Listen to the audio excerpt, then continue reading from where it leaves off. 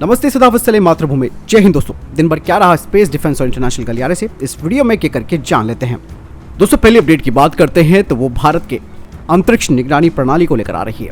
दरअसल दोस्तों भारत अगले 5 सालों के अंदर अपनी खुद की अंतरिक्ष निगरानी प्रणाली को विकसित कर लेगा। जमीन से लेकर आसमान और समुद्री सीमाओं के बाद अब भारत ने युद्ध की तैयारियों के लिहाज से अंतरिक्ष में भी खुद को मजबूत करना शुरू कर दिया है। बेंगलुरु में बनने जा रही अंतरिक्ष युद्ध एजेंसी की निगरानी में भारत की इस चौथी सेना की कमान अंतरिक्ष कमान होगी। और भारत के रक्षा मंत्रालय ने पिछले साल ही रक्षा अंतरिक्ष एजेंसी के निर्माण की घोषणा की थी। दुनिया भर की सेनाएं जल, थल और वायु के बाद अंतरिक्ष में तैनात संचार प्रणालियों, टोही और निगरानी गियर पर बहुत अधिक निर्भर हो रही हैं। भूमि, समुद्र और वायु के बाद अंतरिक्ष को सैन्य युद्ध का चौथा आयाम माना जा रहा है। और इसीलिए दोस्तों कुल 18 सैटेलाइट्स के साथ युद्ध और शांति काल के दौरान रणनीतिक लाभ के लिए भारत भी इस और तेजी से कदम बढ़ा रहा है। और एसैट की सफलता इसका एक उदाहरण भी है। वहीं चीन और पाकिस्तान से सटी देश की सीमाएं अगले 2 साल के अंदर और ज्यादा सुरक्षित होने वाली हैं, क्योंकि रक्षा मंत्रालय से मिलिट्री सैटेलाइट समेत 8,357 करोड़ रुपए की खरीदारी के निर्देश मिल चुके हैं। इसमें सबसे खास होगा सैन्य सैटेलाइट यानी कि मिलिट्री सैटेलाइट, जो अंतरिक्ष से ही पड़ोसी देशों की हरकतों पर नजर रखेगा। एक बात और मैं आपको बताना चाहूंगा कि मिलिट्री सैटेलाइट्स के बारे में जानकारी देने से जो हमारी सरकारी संस्थाएं हैं वो बचती हैं, जो कि करना भी चाहिए। लेकिन थोड़ा बहुत अनुमान ये लगाया जा रहा है कि अंतरिक्ष में इस समय 10 जीसैट सैटेलाइट्स हैं, जिनमें 168 ट्रांसपॉन्डर्स लगे हैं। सर्जिकल और एयर स्ट्राइक समेत चीन के साथ विवाद के समय कार्टोसैट, रीसेट सीरीज के सैटेलाइट्स को निगरानी के लिए लगाया गया था। यही नहीं दोस्तों, भारतीय नौसेना GSAT-7R की मांग कर रही है, जो GSAT-7 की जगह लेगा। भारतीय सेना भी निगरानी के लिहाज से अंतरिक्ष के कार्टोसैट और रीसेट श्रृंखला पर काफी निर्भर है। इसरो ने इसमें से 1 दर्जन से अधिक अंतरिक्षयान को पृथ्वी की कक्षा में भी भेज दिया है। 9 लॉन्च किए गए कार्टोसैट उपग्रहों में नई तीसरी पीढ़ी का कार्टोसैट 3 अंतरिक्ष में भारत का सबसे शक्तिशाली इलेक्ट्रो ऑप्टिकल सैटेलाइट है। यह अत्यधिक फुर्तीला उपग्रह है, जो हाई रेजोल्यूशन वाले पेलोड के साथ लैस है। इसके जरिए 0.25 मीटर ग्राउंड रेजोल्यूशन की तस्वीरें मिलती हैं। और यही इसके अलावा इसरो के जो नए रीसेट 2BR1 और रीसेट 2B रडार इमेजिंग जासूसी सैटेलाइट्स हैं, जो रडार का इस्तेमाल करके भारत की जमीनी सीमाओं के साथ साथ सभी मौसमों में समुद्री सीमाओं की 24 घंटे निगरानी कर रहे हैं। अब विचार किया जा रहा है कि GSAT-7B और GSAT-7C की भी योजना है, यानी कि अगले 5 सालों के भीतर भारत अपनी खुद की अंतरिक्ष निगरानी प्रणाली को विकसित कर लेगा। और इसके लिए 8 सैटेलाइट्स लॉन्च करने की तैयारी हो चुकी है। दोस्तों अभी बढ़ते हैं अगली अपडेट की तरफ, जो कि गोरखाओं को लेकर आ रही है। दरअसल दोस्तों चीन भारतीय सेना पर करीबी से नजर रखता है, और यही वजह है कि चीन दोस्तों भारतीय सेना से जो रिटायर्ड नेपाली सैनिक है उनके बारे में जानकारी इकट्ठा कर रहा है, खासकर कि सेना के गोरखा रेजिमेंट से रिटायर्ड हुए जो जवान है उनके बारे में। इसके लिए बाकायदा चीन ने नेपाल के अंदर थिंक टैंक भी बना रखा है, जो कि पैसा भी दे रहा है इन लोगों को, और वो इन रिटायर्ड नेपाली जो सैन्य अधिकारी हैं या फिर सेना के जवान हैं उनसे बातचीत कर रहा है। साथ ही ये पूछा जा रहा है कि उन्होंने भारतीय सेना में शामिल होने का फैसला क्यों किया। ये जो थिंक टैंक है दोस्तों इस वक्त नेपाल के जो अध्ययन केंद्र हैं उनमें घुस चुका है, क्योंकि चाइना इन अध्ययन केंद्रों में भारी मात्रा में पैसा लगा रहा है। वहीं भारतीय सेना में वर्तमान में 7 गोरखा रेजिमेंट है दोस्तों, जिनमें से प्रत्येक में 5 से 6 बटालियन होती है, जिनमें की कुल लगभग 40,000 सैनिक है। ऐसे में काफी गंभीर विषय बन जाता चर्चा का कि चाइना किस तरीके से रेकी कर रहा है भारतीय सैनिकों की। भारत में आयोजित किया गया था। बढ़ते हैं अगली अपडेट की तरफ। दोस्तों आज मैंने कम्युनिटी टैब में एक बात शेयर की थी, जिसमें एक खबर आई थी कि ये जो नॉर्थ ईस्ट में उग्रवादी गुट हैं उन्होंने भारतीय सेना के हेलीकॉप्टर को गिराए जाने की जिम्मेदारी ली थी। इस बारे में खबरें काफी सारी आ रही थी। अब सेना ने इस बारे में पुष्टि कर दी है। सेना ने कहा कि हेलीकॉप्टर गिराने का जो उग्रवादियों का दावा है वो फर्जी है। ये जो प्रेस रिलीज इन्होंने जारी की थी इन उग्रवादी गुटों ने, वो मैंने शेयर भी की थी। उसमें लिखा हुआ है कि उनके कैडर ने घात लगाकर सेना के इस हेलीकॉप्टर को गिराया है, जबकि सेना ने इस बात को सिरे से नकारा है। कहा जा रहा है कि इस हेलीकॉप्टर में तकनीकी गड़बड़ी आई थी, और यही वजह है कि दोस्तों अगर ये काम इन उग्रवादी संगठनों का होता, वैसे तो इनकी हिम्मत नहीं है, लेकिन अगर ऐसा इनका होता तो अभी तक इनका सफाया भी होना शुरू हो जाता।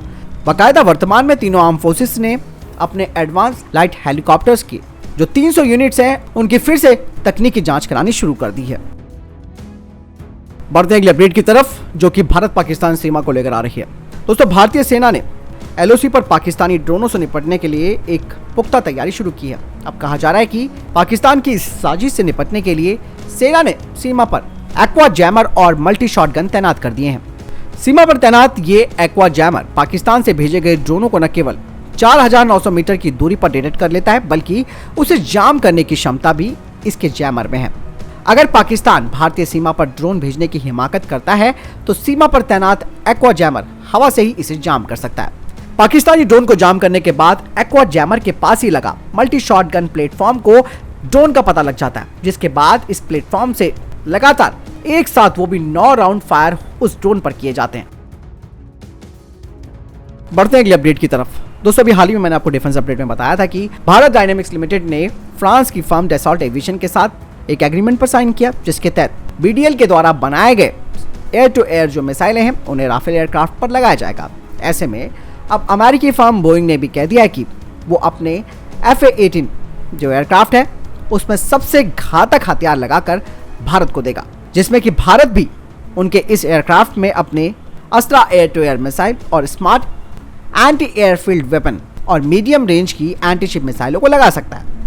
ये बात तब सामने आई है दोस्तों जब दोनों ही देशों की कंपनियां यानी कि फ्रांस और अमेरिका की कंपनियां भारतीय नौसेना के 27 डेक बेस्ड फाइटर जेट्स की डील में मजबूत दावेदार मानी जा रही हैं। बढ़ते हैं अगले अपडेट की तरफ। दोस्तों रॉयल एयरफोर्स ने कुछ तस्वीरें जारी की हैं जो जिसमें कि हाल ही में भारत और यूके की जॉइंट एयरफोर्स एक्सरसाइज हुई थी, जिसे भारत में आयोजित किया गया था। इस दौरान रॉयल एयरफोर्स के पायलट्स ने भारतीय वायुसेना के Su-30 और राफेल फाइटर जेट्स के साथ एक जॉइंट सॉर्टीज भी की थी, ताकि दोनों ही एयरफोर्सेस के बीच इंटरऑपरेबिलिटी बढ़ सके। साथ ही दोनों देशों की तरफ से सब्जेक्ट मैटर एक्सपर्टीज एक्सचेंजेस को लेकर भी बातचीत हुई है। यही नहीं दोस्तों, इस दौरान DRDO के एरोनॉटिकल डेवलपमेंट एजेंसी के जो हाई रैंक के अधिकारी हैं उन्हें भी आप इन फोटोज में देख सकते हो, जिसमें कि तेजस मार्क 2 प्रोग्राम के प्रोजेक्ट डायरेक्टर यूरोफाइटर टाइफून के कॉकपिट में बैठे हुए हैं। इसके अलावा एक बात और सामने आई है कि भारत डायनेमिक्स के द्वारा बने जो हथियार सिस्टम है उन्हें टाइफून और यूरोफाइटर पर लगाए जाने की बात शुरू हो गई है। बढ़ते हैं अगले अपडेट की तरफ। दोस्तों अब मलेशिया भी भारत से ब्रह्मोस NG की एयर लॉन्च वेरिएंट को खरीदना चाहता है, जिसे कि वो अपने Su-30 फाइटर जेट्स में लगाएगा। आपको बता दें कि हाल ही में मलेशिया के कुछ अधिकारी डिफेंस एक्सपो में भी आए थे और उन्हें इस बारे में पूरी जानकारी दी गई। आपको मैं बताना चाहूंगा कि Su-30 में 450 किलोमीटर रेंज वाली ब्रह्मोस एयर लॉन्च मिसाइल को ले जाया जा सकता है, जिसे कि इसकी सेंटर लाइन में रखा जाता है। इसके अलावा 2 और ब्रह्मोस NG मिसाइल्स को इसके विंग पाइलॉन्स में ले जाया जा सकता है, यानी कि Su-30 फाइटर जेट 3 ब्रह्मोस मिसाइलों को ले जाने में सक्षम है। इसके अलावा इंडोनेशिया के साथ भी ब्रह्मोस एयर लॉन्च मिसाइल की बातचीत चल रही है, जिन्हें कि उनके Su-27 फाइटर जेट्स में लगाया जाएगा। बढ़ते हैं अगली अपडेट की तरफ जो कि DRDO से आ रही है। दोस्तों DRDO ने अब AMCA प्रोग्राम के लिए retractable air to air refuelling probe के लिए काम करना शुरू कर दिया है, जिसे कि DRDO अपने टेक्नोलॉजी डेवलपमेंट फंड स्कीम के तहत कर रहा है। दोस्तों जब भी टेक्नोलॉजी डेवलपमेंट फंड की बात आती है तो इसका मतलब साफ होता है कि ये काम प्राइवेट सेक्टर कंपनियों के हाथों से आगे बढ़ाया जाएगा। ऐसे में DRDO इन कंपनियों को फंड देता है, खासकर की पब्लिक और प्राइवेट सेक्टर की इंडस्ट्रीज को। आपको मैं बता दूं कि AMCA फाइटर जेट में एक मॉडर्न यानी कि आधुनिक फ्यूल सिस्टम लगा होगा, जो कि इसकी ऑपरेशनल और टेक्निकल जरूरतों को पूरा करेगा। और AMC में जो ये retractable air to air refuelling system है, ये सिस्टम आर्टिकुलेटेड प्रोब और ड्रॉट सिस्टम होगा, जिसमें कि जो प्रोब होगा वो रिसीविंग एयरक्राफ्ट से निकलेगा और रिफ्यूलर एयरक्राफ्ट के ट्रेलर होल्स में जाकर फिक्स होगा।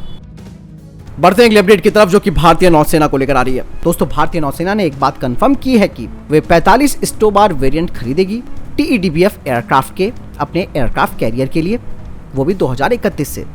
साथ ही 45 और कैटोबार वेरिएंट खरीदे जाएंगे TEDBF के भविष्य में, वो भी तीसरे एयरक्राफ्ट कैरियर के लिए। TEDBF के जो प्रोजेक्ट डायरेक्टर हैं उन्होंने कहा था कि एक बार जब TEDBF के स्टोबार वेरिएंट आने लगेंगे, जिन्हें कि INS विक्रांत और INS विक्रमादित्य में तैनात किया जाएगा, उसी दौरान कैटोबार वेरिएंट वाले जो TEDBF हैं वो भी तैयार होने लगेंगे। और जब भारतीय नौसेना अपने तीसरे एयरक्राफ्ट कैरियर के कॉन्फ़िगरेशन को फाइनल कर देगी तो कैटोबार सिस्टम वाले जो फाइटर्स हैं वो उन्हें दिए जाएंगे। आपको बता दें कि कैटोबार सिस्टम वाले जो फाइटर जेट्स हैं वे बड़े पेलोड अपने साथ ले जा सकते हैं। इसके अलावा कैरियर क्षमता वाले एयरबॉर्न अर्ली वार्निंग एयरक्राफ्ट को भी एयरक्राफ्ट कैरियर से अनुमति मिल जाती है ऑपरेशन करने की।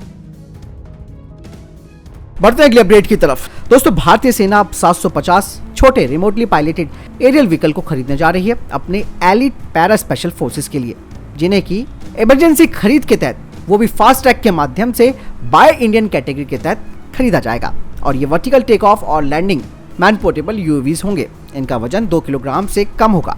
इनका इंड्योरेंस टाइम 30 मिनट का होगा और ये डे और नाइट थर्मल कैमरा से लैस होंगे। ये नहीं, इसके अलावा ये अपने टारगेट की 3D प्रोसेसिंग इमेज भी बना सकते हैं ताकि special forces pin point strike कर सके दुश्मन के हाई वैल्यू टारगेट्स के खिलाफ। बढ़ते हैं अगली अपडेट की तरफ जो कि डीआरडीओ से आ रही है। दोस्तों, डीआरडीओ ने new generation air to air refuelling probe पर काम करना शुरू कर दिया है, जिसे कि टैंकर एयरक्राफ्ट के लिए तैयार किया जा रहा है और इसे भी डीआरडीओ अपनी टेक्नोलॉजी डेवलपमेंट फंड स्कीम के तहत कर रहा है। दोस्तों, मैं आपको बता दूं कि air to air refueller aircraft में 3 air to air refuelling pods लगे होंगे, जिनमें कि 2 पॉड्स इसके विंग पर माउंट होंगे और एक फ्यूजलाज पॉड होगा जो विमान के लेफ्ट रियर साइड में फ्यूजलाज पर होगा, यानी कि फ्यूल तीनों पॉड से सप्लाई किया जाएगा। बढ़ते हैं अगली अपडेट की तरफ जो कि भारत और रशिया को लेकर आ रही है। दोस्तों, रूस के रक्षा मंत्री सरगाई शोइगु ने भारत के रक्षा मंत्री राजनाथ सिंह से फोन पर बातचीत की है और यूक्रेन के द्वारा डर्टी बम से संभावित उपयोग को लेकर रूस की चिंताओं पर चर्चा की है। रूसी दूतावास ने ट्वीट भी किया है जिसमें कहा गया है कि आज रूस के रक्षा मंत्री सरगाई ने भारत के रक्षा मंत्री से फोन पर बातचीत की। साथ ही दोस्तों, यहाँ पर यह बात सामने आ रही है कि यूक्रेन डर्टी बम का इस्तेमाल कर सकता है। ऐसे में रशिया के लिए भी यहाँ पर एक टेंशन हो रही है और इस बातचीत को लेकर भारतीय रक्षा मंत्रालय ने बयान जारी किया है और कहा है कि रूस के रक्षा मंत्री से फोन पर बातचीत में रक्षा मंत्री राजनाथ सिंह ने यूक्रेन संघर्ष के समाधान के लिए संवाद और कूटनीति के रास्ते को अपनाने की जरूरत पर जोर दिया। साथ ही राजनाथ सिंह ने सरगाई से कहा कि किसी भी पक्ष को परमाणु हमले के विकल्प पर विचार नहीं करना चाहिए। परमाणु और रेडियोलॉजिकल हथियारों के उपयोग की संभावना मानवता के मूल सिद्धांतों के खिलाफ जाती है। वहीं दूसरी तरफ यूक्रेन की परमाणु ऊर्जा एजेंसी ने रूस के इस दावे को खारिज कर दिया है कि कीव रेडियोधर्मी उपकरण यानी कि डर्टी बम के जरिए उसे उकसाने की कोशिश कर रहा है। वहीं यूक्रेन ने कहा कि रशिया खुद डर्टी बम का इस्तेमाल करना चाहता है और इसीलिए इस तरीके का षड्यंत्र रशिया रच रहा है। आपको बता दें कि डर्टी बम एक ऐसा उपकरण होता है जो रेडियोधर्मी पदार्थों को बिखेरने में विस्फोटकों का इस्तेमाल करता है। दोस्तों, बढ़ते हैं अगले अपडेट की तरफ। दोस्तों, विदेश मंत्री एस जयशंकर दुनिया भर में भारत का डंका बजा चुके हैं। ऐसे में विदेश मंत्री एस जयशंकर की एक नई छवि बन चुकी है। दोस्तों, आपको बता दें कि संयुक्त अरब अमीरात के आर्टिफिशियल इंटेलिजेंस मंत्री उमर सुल्तान अल ओलामा ने एस जयशंकर की काफी तारीफ की। उन्होंने कहा कि जयशंकर जिस तरह से जियोपॉलिटिक्स रस्साकसी में भारत की विदेश नीति को आगे रखते हैं, इनसे वो काफी प्रभावित है। उमर ने कहा कि ऐतिहासिक रूप से दुनिया एक ध्रुवीय, द्विध्रुवीय और त्रिध्रुवीय थी, जहां आपको पक्ष लेना ही पड़ता है। मैं आपके विदेश मंत्रालय के मंत्री से बेहद प्रभावित हूँ। मैंने उनके कुछ भाषण देखे। साथ ही उमर ने कहा कि वे जियोपॉलिटिकल मसलों को कैसे हैंडल करते हैं, लाजवाब है। साथ ही उन्होंने कहा कि अगर यूएई और भारत मिलकर काम करते हैं तो इसका मतलब ये नहीं है कि भारत अमेरिका के साथ काम नहीं कर सकता। उन्होंने कहा कि हम तीनों के साथ काम करते हैं और I2U2 जिसमें कि इजराइल, इंडिया, यूएई और यूएसए हैं, इसका एक बेहतरीन उदाहरण है। बढ़ते हैं अगले अपडेट की तरफ जो कि नाविक को लेकर आ रही है। भारत नागरिक क्षेत्र में और देश की सीमाओं से दूर यात्रा करने वाले जहाजों और विमानों के द्वारा नाविक के उपयोग को बढ़ाने के लिए अपनी क्षेत्रीय सैटेलाइट नेविगेशन प्रणाली नाविक के विस्तार करने की योजना तैयार कर रहा है। नाविक भारत में वास्तविक समय यानी कि रियल टाइम की स्थिति और समय सेवाएं प्रदान करने के लिए 7 सैटेलाइट्स का इस्तेमाल करता है और देश की सीमाओं से इसका 1500 किलोमीटर तक का क्षेत्र है। तो दोस्तों, ये थे अभी तक के टॉप डिफेंस और स्पेस अपडेट। वीडियो के सामने कोई प्रश्न, जवाब या आपका कोई सवाल है कमेंट सेक्शन में लिखकर जरूर पूछ सकते हैं। मिलता हूं नई वीडियो के साथ। चैनल जरूर सब्सक्राइब कीजिएगा। जय हिंद, वंदे मातरम।